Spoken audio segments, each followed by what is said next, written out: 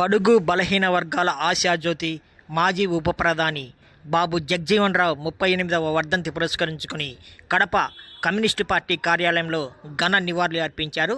ఈ కార్యక్రమానికి గాలి చంద్ర, మునయ్య, చంద్రగుప్త మరికొందరు నాయకులు పాల్గొని ఘన నివాళులు అర్పించారు. అటువంటి వ్యక్తికి ఘనమైన నివాళి అర్పించడం అంటే ఈ దేశంలో వ్యవసాయ రంగాన్ని పరిరక్షించడానికి కావలసినటువంటి చర్యలు తీసుకోవాల్సినటువంటి అవసరం ఉంది. 180% మంది ప్రత్యక్షంగా పరోక్షంగా జీవనం సాగించేటువంటి వ్యవసాయ రంగ పరిరక్షణ కోసం ఇవాళ కేంద్రంలో ఉన్నటువంటి మోడీ చేస్తున్నటువంటి ప్రయత్నం ఏదైతే ఉందో, సాగు చట్టాల పేరుతో వ్యవసాయ రంగాన్నే పూర్తిగా కార్పొరేట్ కంపెనీలకు కట్టబెట్టేటువంటి ఒక దుర్మార్గపూరితమైనటువంటి చర్యలు ఏవైతే ఉన్నాయో ఆ చర్యలకు వ్యతిరేకంగా పోరాడాల్సినటువంటి అవసరం ఇవాళ ఉంది.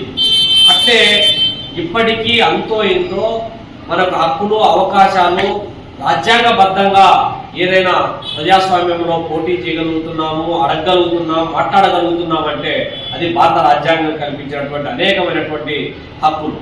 అటువంటి హక్కులను అవకాశాలను పూర్తిగా కాలరాసే విధంగా భారత రాజ్యాంగాన్ని సమూలంగా మార్చాలని ఏదైతే మోడీ ప్రభుత్వం సాగిస్తూ ఉందో అటువంటి ఆలోచనల పైన సమరశీల పోరాటం చేయాల్సినటువంటి అవసరం, బాధ్యత ఇవాళ ఉంది.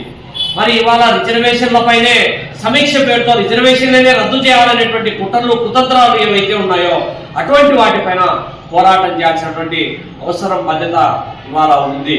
ఇవాళ కులం పేరుతో, మతం పేరుతో, ప్రాంతం పేరుతో, భావం పేరుతో, భాష పేరుతో సాగిస్తూ ఉన్నటువంటి మత విద్వేషాలు ఏవైతే ఉన్నాయో బీజేపీ సంఘ్ పరివార్ యొక్క మత ఫ్యాసిస్టు ధోరణికి వ్యతిరేకంగా పోరాటం చేయాల్సినటువంటి అవసరం, బాధ్యత ఇవాళ మన పైన ఉంది.